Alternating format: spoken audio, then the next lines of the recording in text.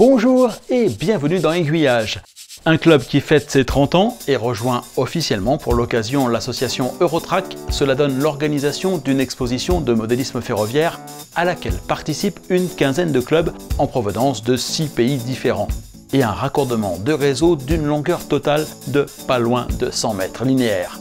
C'est ce que je vous propose de découvrir dans ce nouveau numéro d'Aiguillage. Le Rail Club de Meaux est une association de modélistes ferroviaires de la région parisienne qui compte 80 membres, dont la plupart sont actifs. Et heureusement, car adhérer à Eurotrack n'est pas une mince affaire. En plus de compléter un dossier administratif, il faut participer à 2 expositions internationales montées par le club, puis organiser à son tour une exposition dans sa ville. Et c'est ainsi que cela fait 2 ans que les membres de l'association travaillent sur ce projet.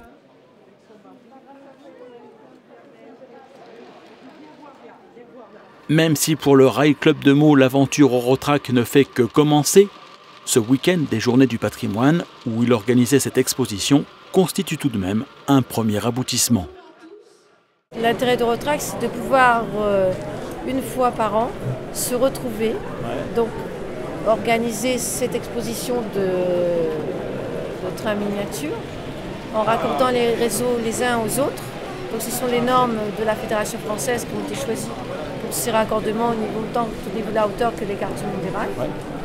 Et ensuite, une fois par an, le dimanche matin, nous avons aussi l'Assemblée générale de cette association qui regroupe 12 clubs, 8 nations différentes actuellement.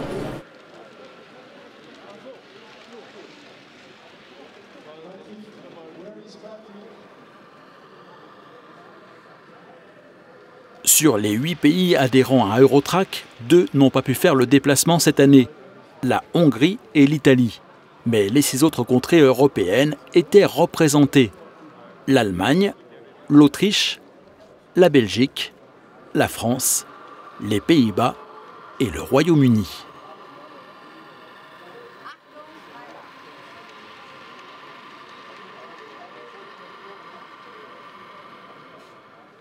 Le projet Eurotrack a été lancé sur la base de relations amicales établies entre le Solent Model Railway Group de Southampton et l'association des modélistes havrais amateurs basée au Havre, auquel se sont bientôt joints un club de Liège en Belgique et le RMC 14, le rail miniature canet originaire de Normandie.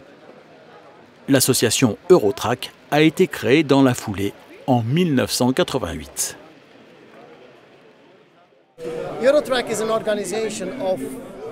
Eurotrack, c'est une organisation qui réunit des clubs européens de modélisme ferroviaire. Nous avons maintenant 8 pays et 12 clubs adhérents. Et dans ces 8 pays, ce sont 6 langues différentes qui sont parlées. Mais quand nous nous retrouvons, nous parlons le langage des trains et ça nous permet de nous comprendre au-delà des barrières de la langue. Eurotrack est né d'une relation d'amitié nouée entre les clubs de Solent et du Havre, bien avant mon arrivée. L'idée, c'était de se retrouver et de partager le plaisir de la pratique du modélisme ferroviaire.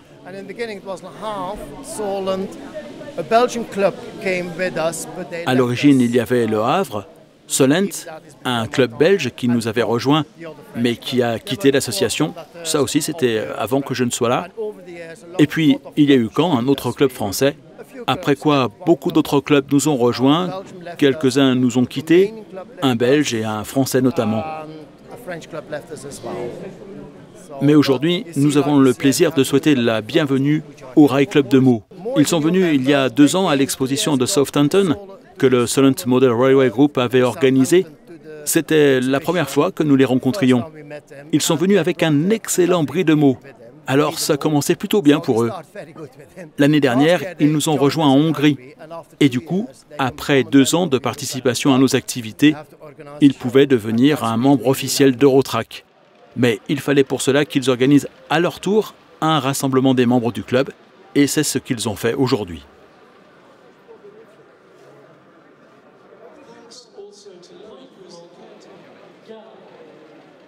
En fonction du nombre de participants et de la configuration de la salle, le réseau peut être monté selon différents plans. À Meaux, l'une des extrémités de la maquette était constituée par les modules du club belge de Virton, auquel José Burton appartient. Un projet qu'il a rejoint pratiquement dès son origine, ce qui ne l'empêche pas d'avouer que l'installation d'une telle maquette relève chaque année d'un petit miracle.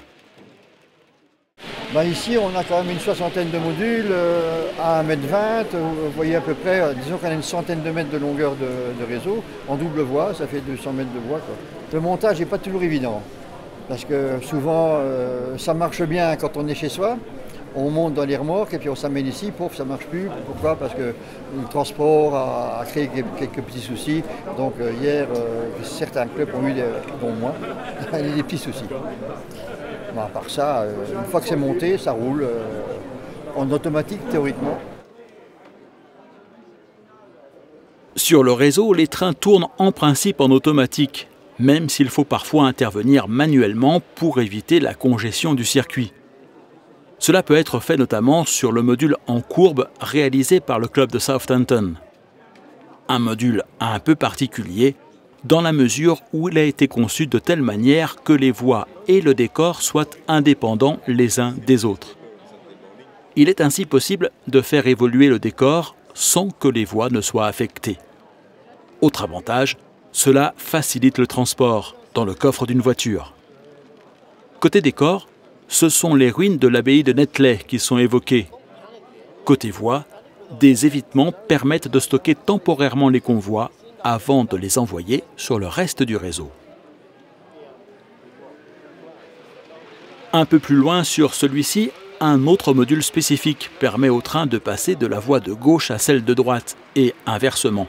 Car si les trains en France et en Angleterre circulent à gauche, ce n'est pas le cas en Allemagne notamment, et un système de toboggan est aménagé pour permettre ce passage d'une voie à l'autre.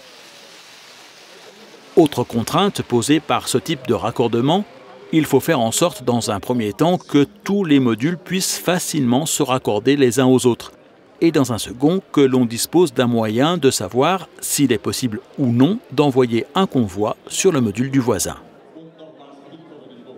On se base d'abord sur les normes de la FFMF, au point de vue mécanique notamment, électrique un petit peu, mais le problème c'est que tout le monde n'est pas européen. Donc normes mécaniques, prendre les mesures, ça ils savent faire.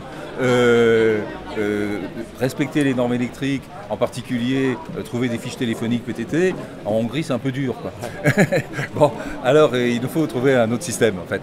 Et donc j'ai mis au point un système de ce qu'on appelle le bloc Eurotrack. Donc c'est un ensemble de petits boîtiers qui sont répartis à raison d'un boîtier par club participant à l'exposition. Donc chaque club a son pupitre de commande pour sa partie de réseau qu'il a conçu comme il le voulait. Et à côté, ce petit pupitre de bloc Eurotrack. Alors le principe est extrêmement simple, tout au moins en mode manuel. C'est-à-dire qu'il est muni de chaque côté d'un interrupteur et de LED. Les deux LED nous indiquent si on a le droit d'envoyer un train vers le voisin, donc vers le canton aval. Donc si la LED est rouge, ben, on ne doit pas en envoyer, si la LED est verte, on peut en envoyer, bien sûr. Bon. Et le bouton, il sert à signaler au voisin la même chose, c'est-à-dire dire on accepte un train, auquel cas sa LED sera verte, et où on ne veut pas de train, auquel cas sa LED sera rouge. Alors c'est extrêmement simple, faut-il encore être en permanence regarder ce boîtier-là pour obéir aux signaux.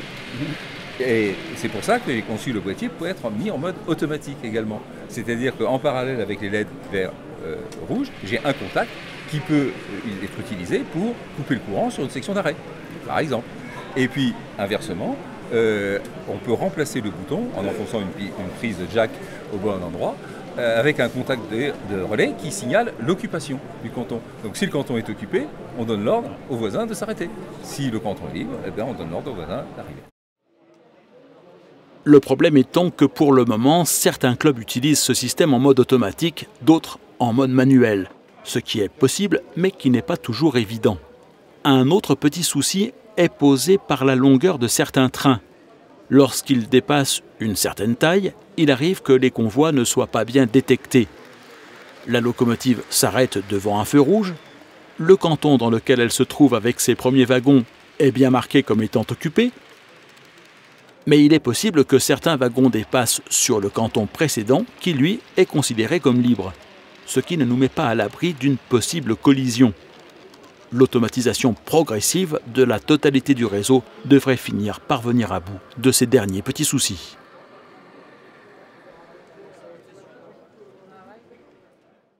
La prochaine édition d'Eurotrack aura lieu à Vérone, en Italie, en 2017. Et en 2019, la manifestation se déroulera de nouveau en France, à Caen, où le rail miniature canet fêtera ses 50 ans d'existence en conviant à son tour ses confrères européens. La semaine prochaine dans Aiguillage, nous irons chez un particulier, un membre du Cercle du Zéro, pour vous faire découvrir son réseau. Aiguillage, ce sont désormais chaque semaine 2 reportages. Les rendez-vous du lundi, orientés sur la pratique des loisirs ferroviaires sous toutes leurs formes, et le reportage du vendredi, où je vous fais partager mes découvertes. Visites d'expositions, de clubs de modélisme ferroviaire, chez des particuliers ou encore voyages à bord de trains touristiques. Pour être sûr de ne rater aucun de ces prochains épisodes, abonnez-vous à la chaîne YouTube d'Aiguillage et à sa newsletter que vous trouverez sur le site www.aiguillage.eu. Et si vous le souhaitez, vous pouvez soutenir le projet d'Aiguillage en devenant un aiguillonaute VIP.